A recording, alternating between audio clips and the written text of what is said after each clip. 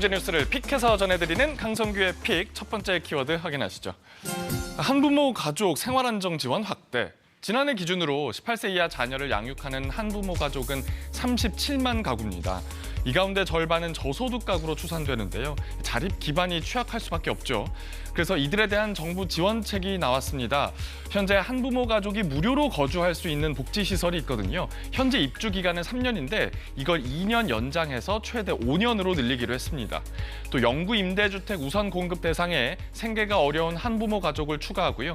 입주할 수 있는 매입 임대주택도 확대하기로 했습니다. 아동 양육비의 경우에는요, 지금은 저소득 한부모 가족에게 매달 20만 원이 지급되는데 자녀가 만 18세 생일이 되는 시점에 지원이 끊겨서요. 오히려 교육비가 많이 들어가는 고등학교 재학 중에 지원이 끊기는 문제가 발생했거든요. 이에 따라서 아동 양육비 지원 시점을 현행 18세 미만 자녀에서 고등학교 졸업 때까지로 확대하기로 했습니다. 두 번째 키워드 이어서 확인할게요. 전국의 전기차 충전 시설 확대한답니다. 전기차 이용자가 많이 늘고 있죠. 지난해 말 기준 누적 등록 대수가 40만 대에 육박합니다. 그런데 충전 시설은 그 속도를 따라가지 못하다 보니까 장거리 여행할 때 불안하다는 말씀 하시는 분들 많은데요. 올해 안으로 전국의 전기차 충전 시설 15,600여 기가 설치될 예정입니다. 1,283억 원의 예산이 투입되는데요. 주로 공동주택 같은 거주지와 상업시설, 주차시설 등 생활 거점 장소를 중심으로 추가되고요. 관광지와 고속도로 휴게소, 주유소에도 충전시설이 설치될 예정입니다. 다만 충전시설 확충도 중요하지만 관련 화재도 늘고 있잖아요. 이에 대한 예방책도 함께 마련돼야 하겠습니다. 세 번째 키워드 확인할게요. MZ세대의 직장 선택 기준은 뭘까요? 월급일까요? 복지일까요? MZ세대인 20, 30대 820여 명을 대상으로 진행한 한 기업 인식조사 결과를 보면요. 취업 조건 1순위는 이른바 워라밸이었습니다.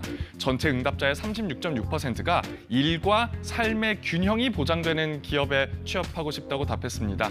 이어서 월급과 성과 보상 체계가 잘 갖춰진 기업, 정년 보장 등 안정적으로 오래 일할 수 있는 기업 등의 순으로 나타났는데요.